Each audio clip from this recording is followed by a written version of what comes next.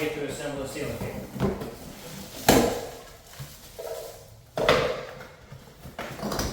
They're all maybe ever so slightly different.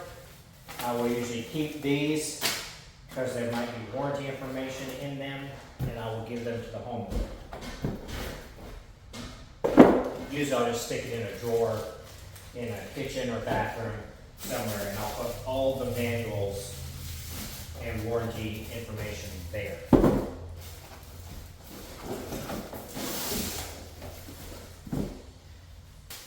Usually the first thing that I'm going to assemble is the ceiling fan blades.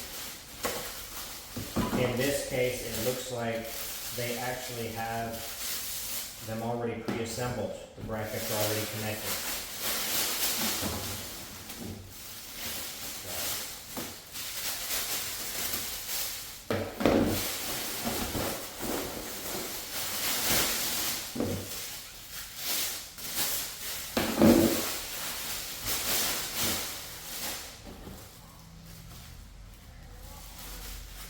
This right here is going to be the light cap, really where the light connects, hides all the wiring to the light.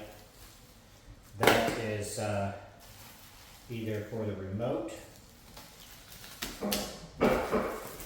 We got two different ones. This one says 24 inches long, so it's probably actually for the down rod.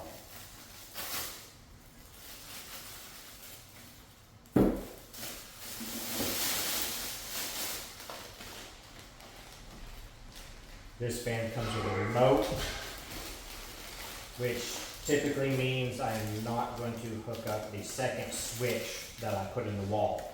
But I have it there in case anyone puts a fan up that does not use a remote. I'll usually put the remote with the warranty information and all that. It's just a good place to, I try to put all that stuff, that way people don't have to go searching for it. So these are all our different parts and pieces.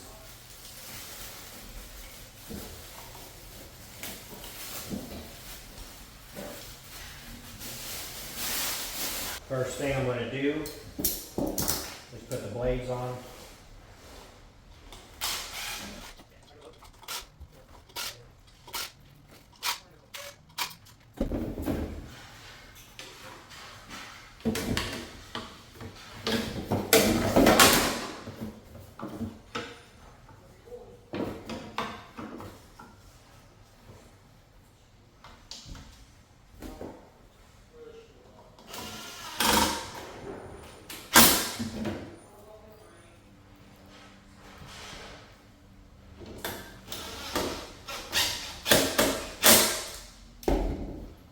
Which is as simple as lining the screws up, of course. It is typically going to connect to the motor in some form or fashion.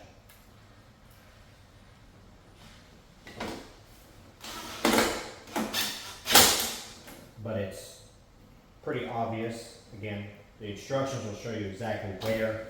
But if you've done enough ceiling fans, you can generally tell. It's kind of like the difference in working on different vehicles. Maybe you don't know exactly where the alternator is, but you know what the alternator looks like and what it connects to, and therefore you can figure it out if you work on vehicles all the time.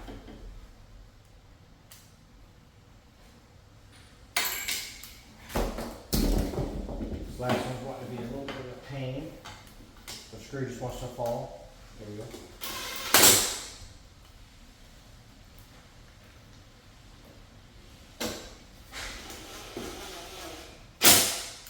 Depending on the ceiling fan and how the down rod is, how the light is, sometimes I will do the light kit now, other times I will do it after it's hung.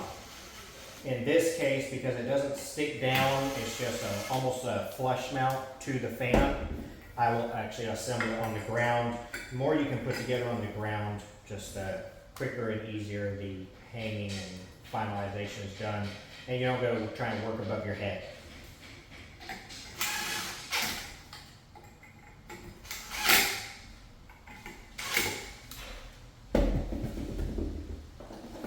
And then I like to use the box.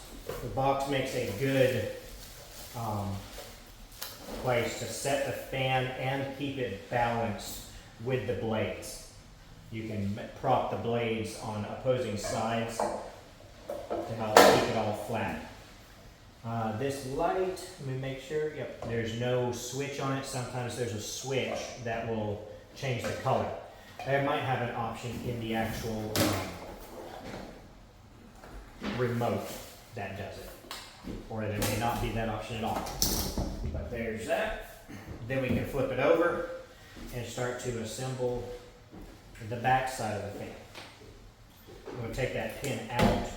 You're going to loosen these screws. You don't need to take them all the way out. You just need to loosen them just enough so they're not sticking into the middle.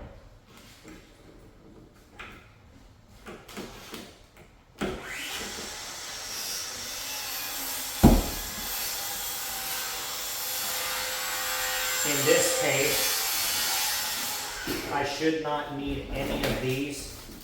All these are is extenders for if you're using a long down rod. However, our ceilings are not that tall, so we'll simply be using a standard height down rod, and this will fit inside it.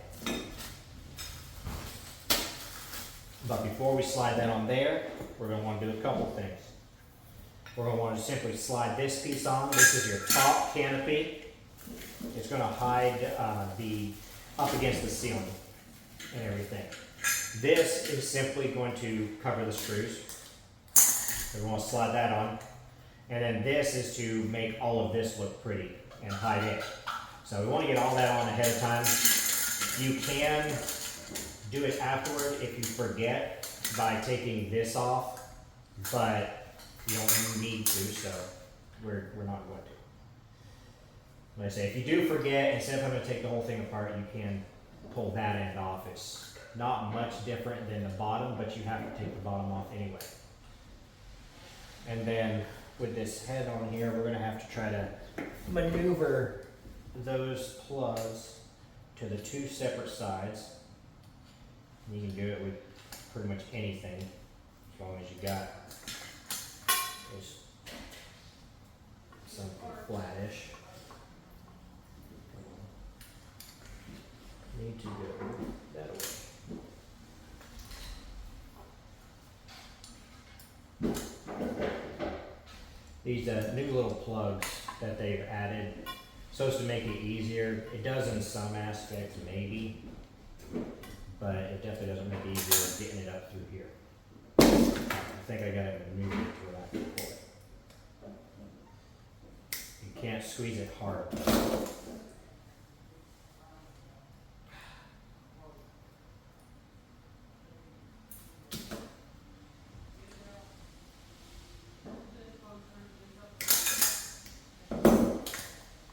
I'm not going to fight it because it's not that difficult to just pop this off. And it's just not going to be a pain. So I'm going to simply drop that, remove the pin, slide it up through, and then I can just put the pin on around it. Slide this back. And there is a little hole over here on the side. I don't know if you can see it. That's where that screw should go.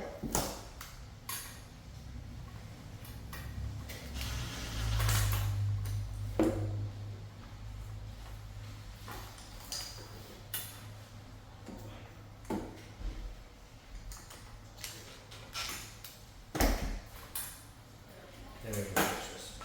Alright, so some of these screw on. In most cases, it's going to be an indoor-outdoor fan that this will screw on. It's best to hold the wire up straight while you do it. Alright, it is not one to go. I think I might need to, because it screws on, I need to loosen these just a hair more. The ones that don't screw on, of course you don't need that much room for the threads and stuff. I'll generally tighten it all the way down, and then I need to you need to back it off just enough until you can see that hole that was inside there.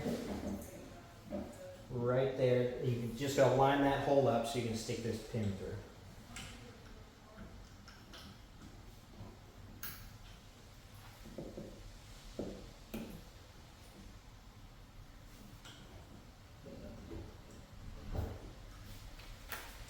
Then you can tighten it back down and you're done. Just helps keep it from unscrewing. Slide that down and then you have the rest.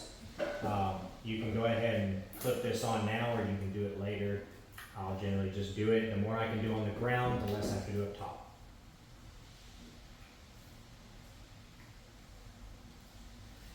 And now the ceiling fan is ready to be hung.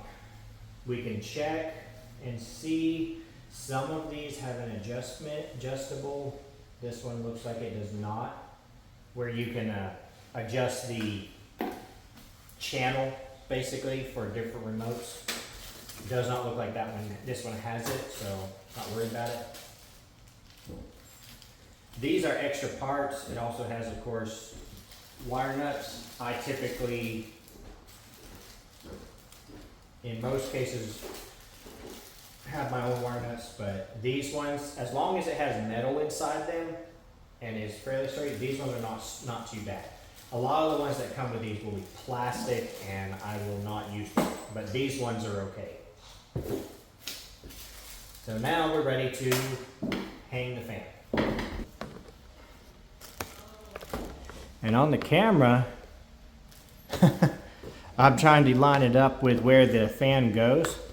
I do not even see the light box. It is painted over so clearly. So I'm gonna have to actually remove that so I can tell if I even have you in the shot.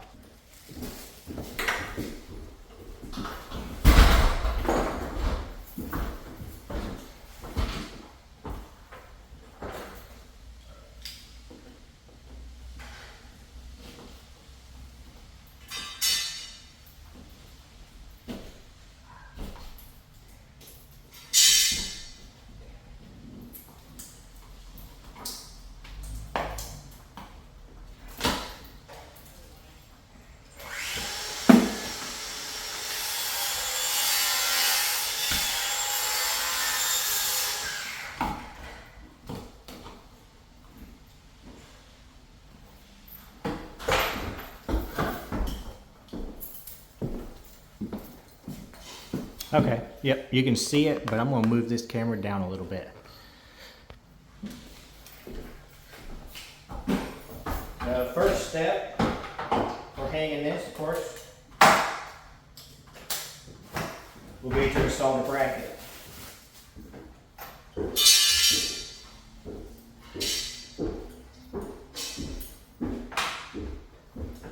Actually, before I install the bracket, while I have less stuff in my way, I'm gonna go ahead and strip this back.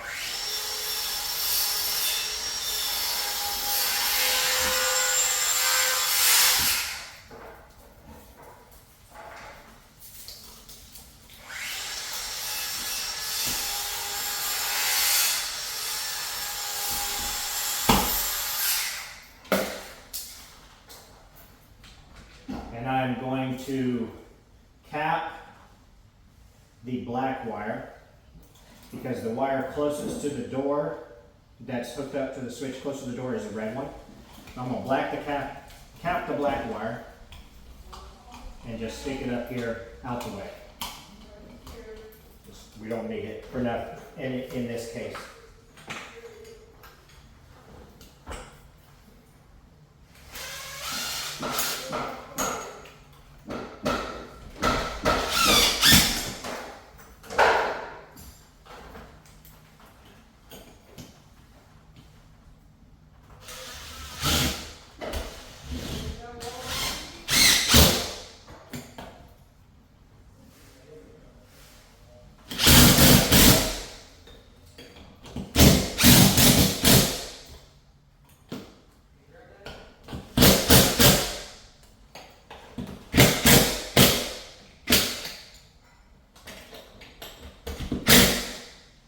In most cases, if your ceiling fan wobbles, it's because this bracket is not all the way up like it needs to be.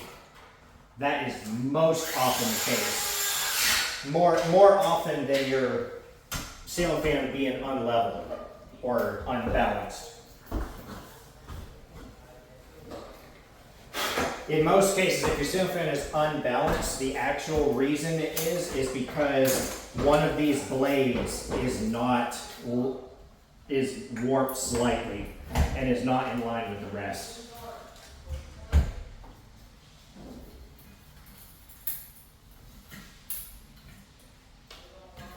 All right, so these remotes will usually fit right up here. They should.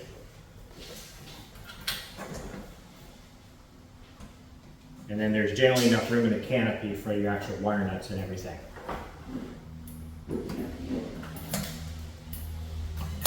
So first thing I'm going to do is take all of these grounds here.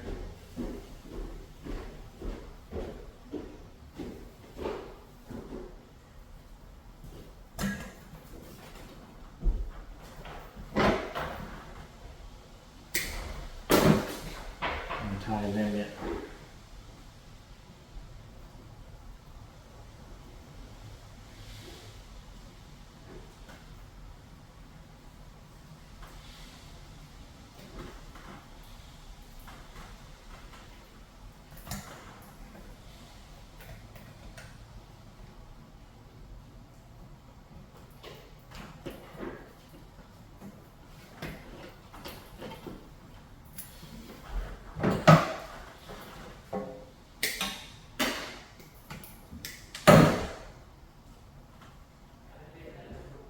Neutral.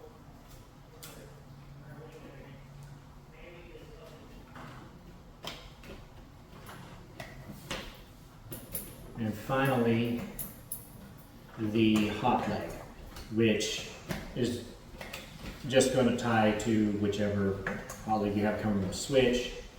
In this case, because of the way that I did it, it's going to be this red wire. Most cases, it's probably going to be just a black wire. Red and black are both interchangeable. So is blue as far as switching goes. And lights. But blue is going to typically be more something you're going to run into if you're dealing with in a commercial standpoint instead of at your house.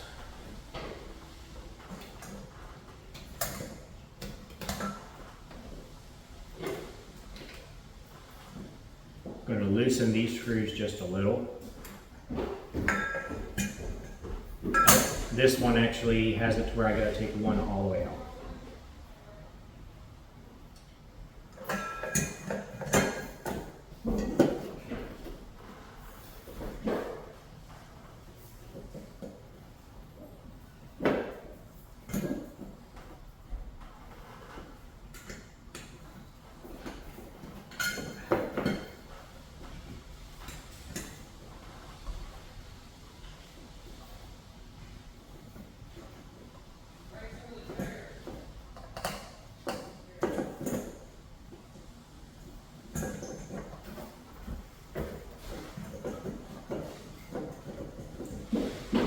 This does not have to be super tight. In most cases, I find it easier to just use my fingers because it has a nice little head on it anyway. It's just to hold this little canopy that is more decorative than anything. And if you try to use a screwdriver, unless you are using a shorty, which sometimes I do, you have to tip this ceiling fan a lot to get it up in there to tighten it anyways. But there that is, and then we just have to hang the smoke detector over there, and then this room is ready to be turned on. And technically, that smoke detector is on a different circuit, but I just want to be able to call the room completed as far as electrical goes. So for the smoke detector, it is a wired smoke detector, of course. Why we're doing. And for wired smoke detectors, they're all supposed to communicate. So for that to happen, you have to have an extra wire, a red wire, which coincides with what they have on the device itself.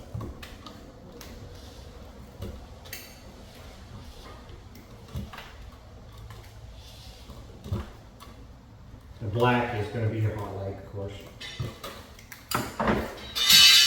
The grounds that come pre-made inside the cable are technically not needed for this. If you had a metal box, if you had a metal box in the ceiling, you would have to ground it. However, this is plastic, and everything inside of the smoke detector is plastic, and the manufacturer does not have any way to ground it. So we can just cap that off and throw it in the back of the box. And then after that, you're basically just going to hook up color to color.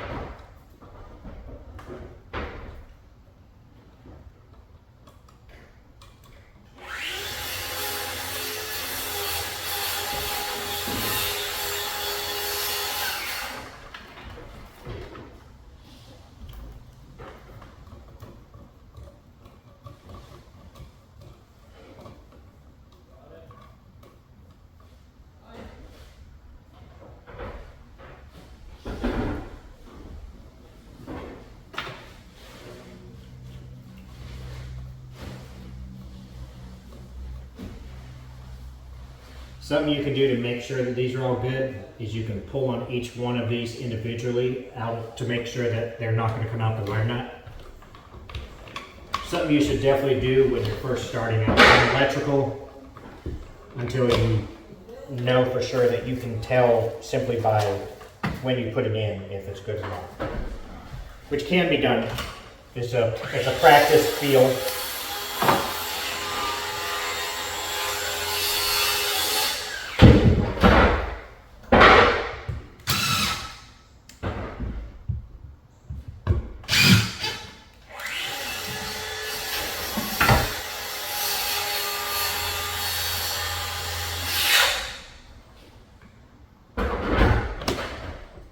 These caliper plates come with multiple different options.